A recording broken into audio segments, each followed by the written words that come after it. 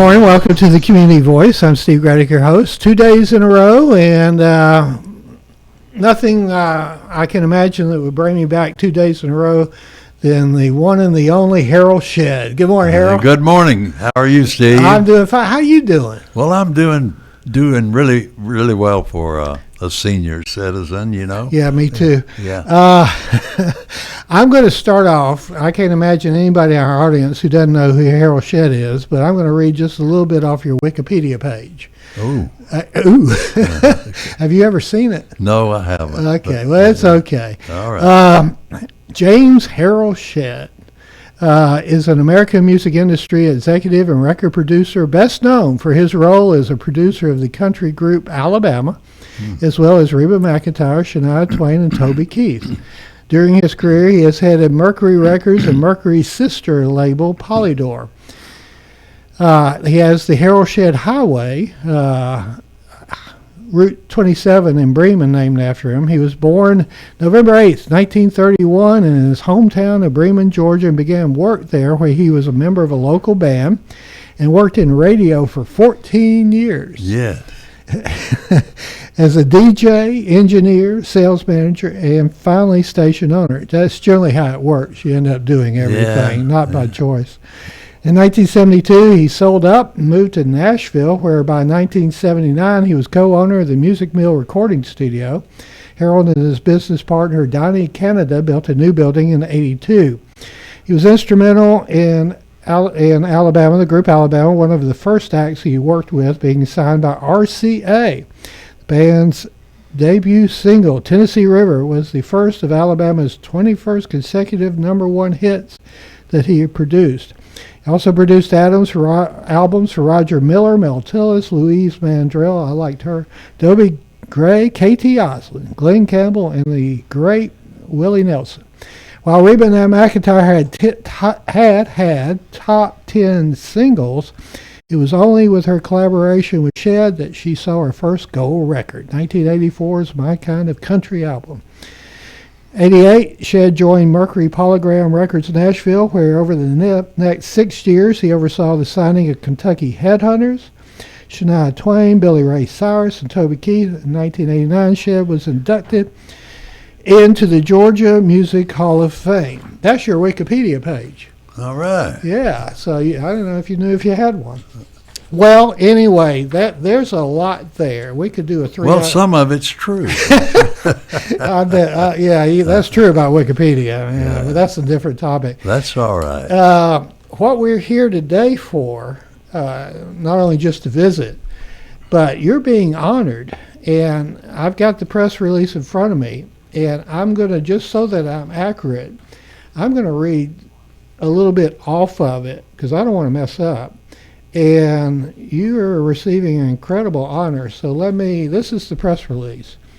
The Harold Shedd Foundation, how about that? Yes. 501c3, nonprofit dedicated to preserving the legacy of Southern music legend Harold Shedd and elevating other Southern music successes, will officially introduce the Harold Shedd Music Gallery at the Hub, located at 119 Hamilton Avenue, on this Friday, June 19th. The event will include a Georgia Music Heritage Community Celebration featuring a performance by the Georgia Thunderbolts. The tickets will be available to the public at no cost. The Harold Shedd Music Gallery will offer a museum-style experience with interactive exhibits, educational installations, rare memorabilia, and curated collections. So there's also going to be a presentation with some of the local community leaders.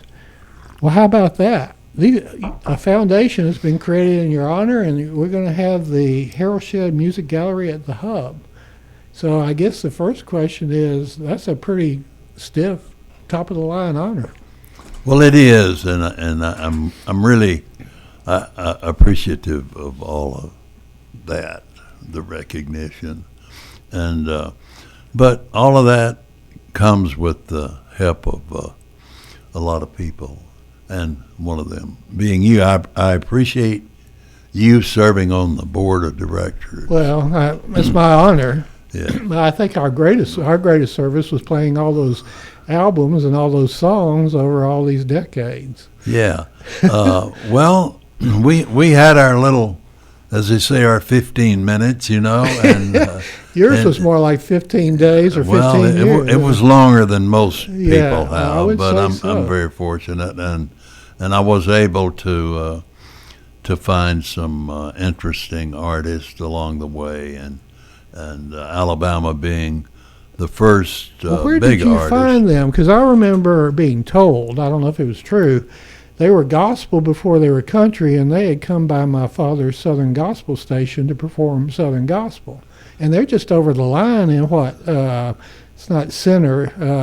I can't think of the town all of a sudden, but in Alabama. Fort Payne. Fort Payne, yeah. So how did you come across Alabama? Yeah, well, actually, they were wild country when they were called wild country when I first heard them, and it was in a club in Myrtle Beach, South Carolina, called the Bowery. The Bowery was the club, and they were the entertainment, and played every night, and they didn't get paid. They played for tips, and one of the impressive things when I saw them first was the fact that they had never had any records on the radio, but the audience and all the people that were there to see them knew their songs and would sing along with the band as they were performing on stage. And then after a couple of hours, they had a gallon bucket, and they passed that bucket around. People put money in it, and they played for another couple of hours. They passed the bucket again, play for another hour, and go home. So it was like that every night at the Bowery in Myrtle Beach. But I think the question, what prompted you to make that drive? I assume it was a drive to Myrtle Beach.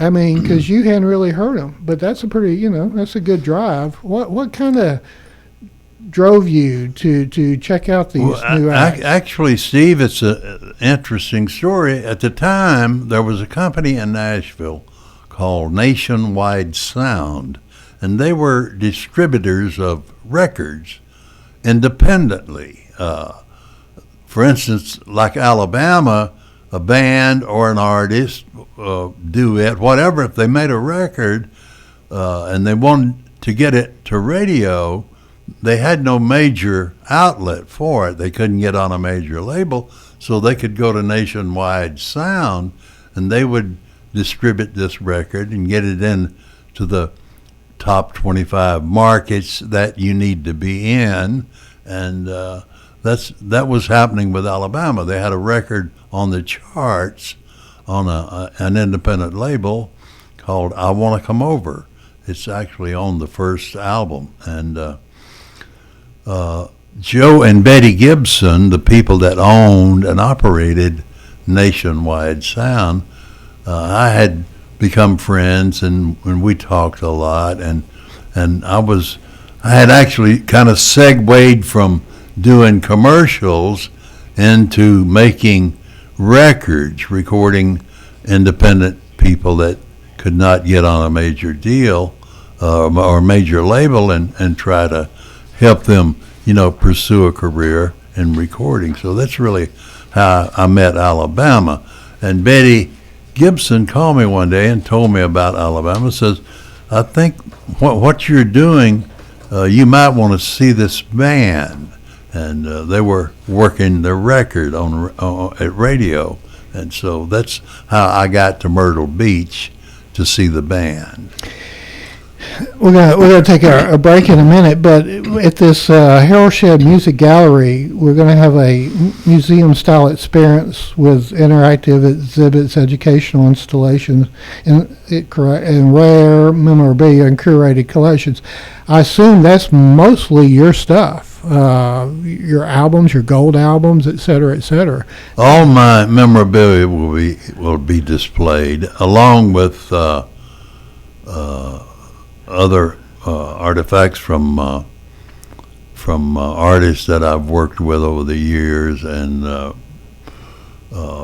even back to my radio days. I had a band in the beginning in the 50s, and played, I guess, with a dozen or more people in this area, and I want to recognize them. So the museum and the gallery will consist of course, my memorabilia, but also a lot of people from the West Georgia area and eastern Alabama that played music and had careers themselves. You played live on WLBB in the 50s and 60s? We did. We had a live show. You played mandolin, didn't you? I played a mandolin and a guitar. Okay. Yeah.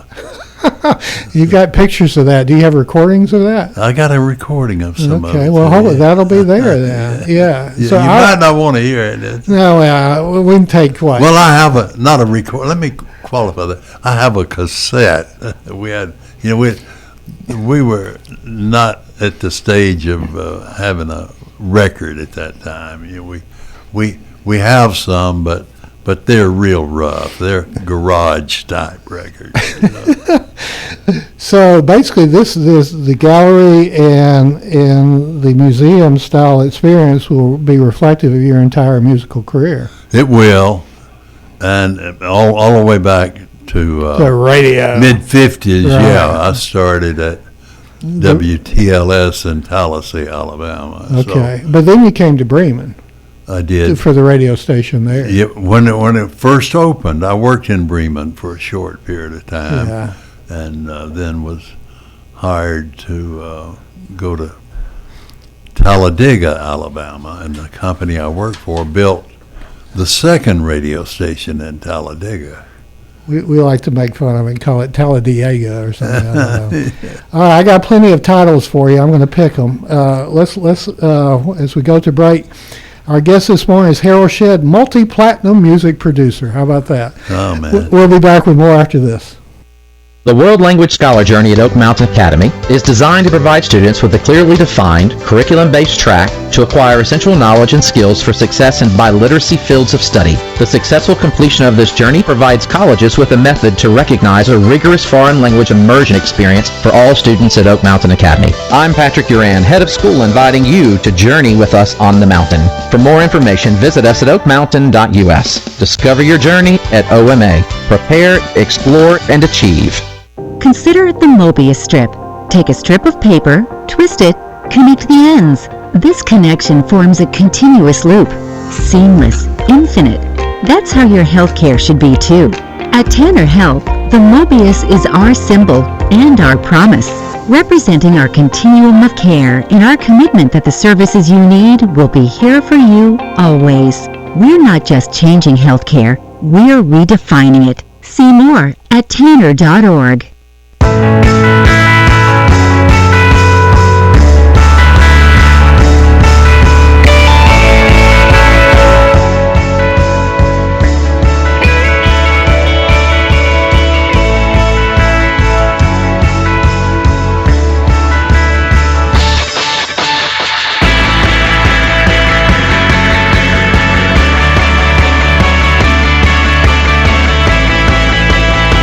Good morning.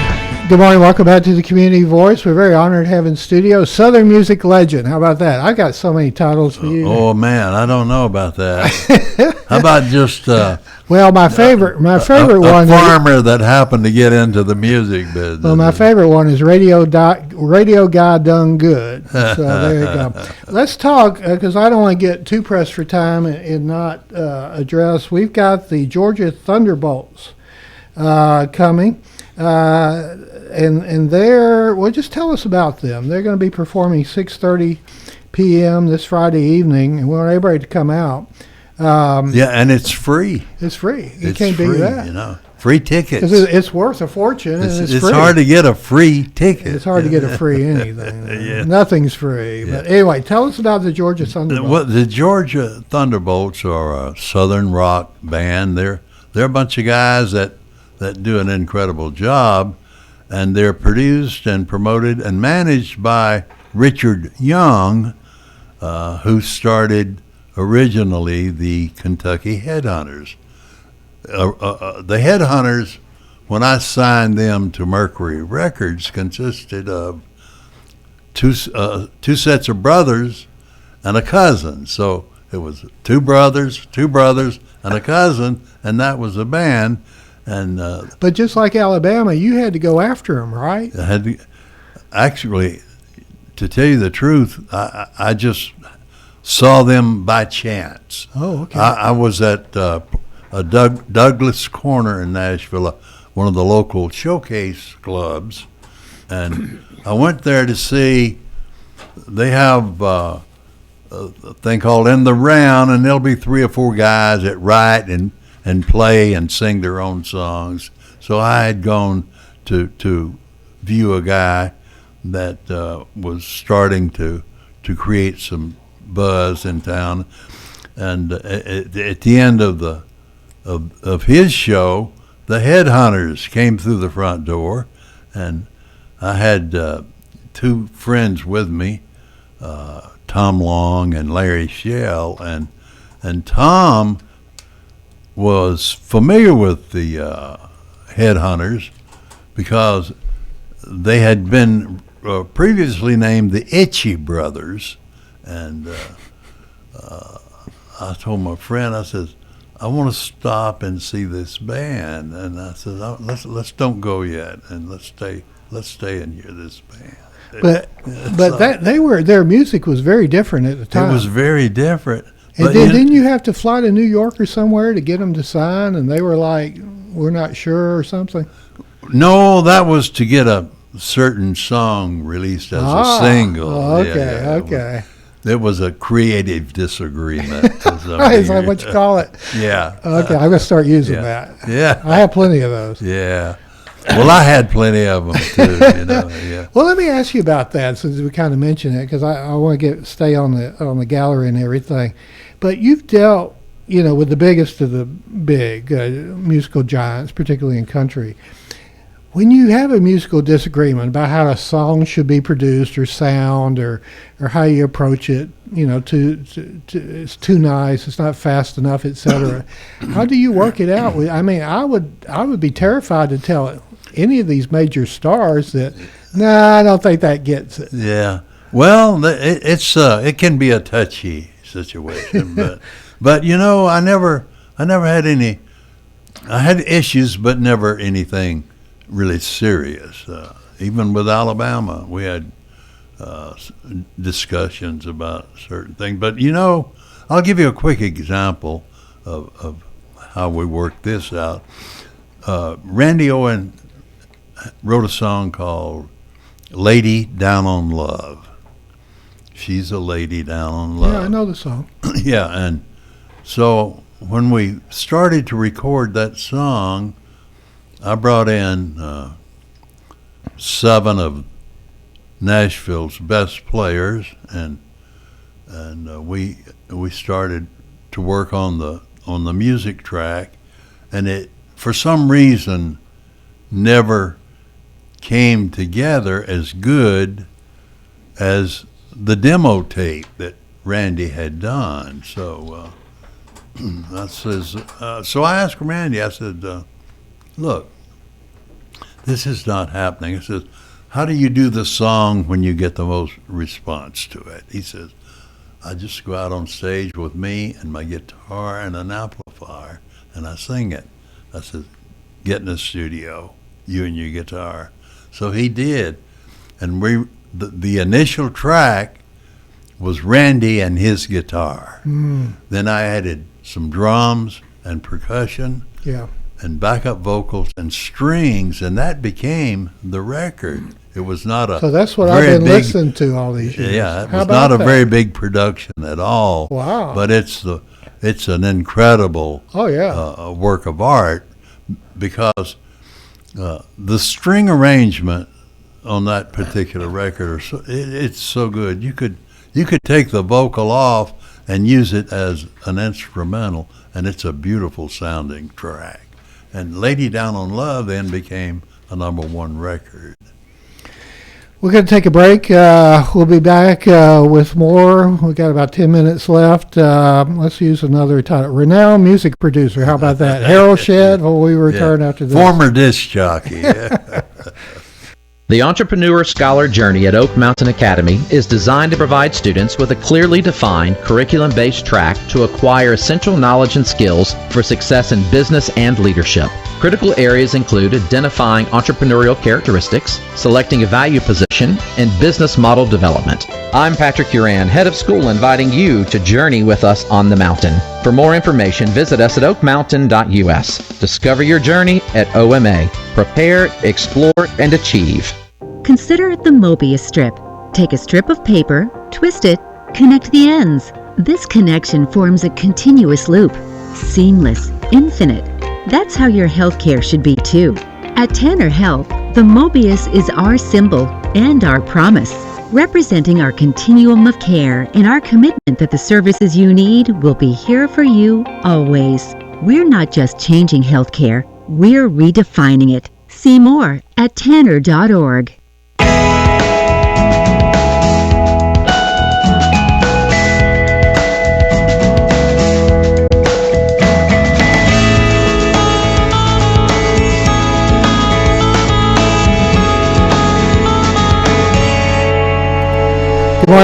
Good morning. Welcome back to the Community Voice. Again, from the press release, the Harold Shedd Foundation honors the legacy of one of Southern music's most influential producers.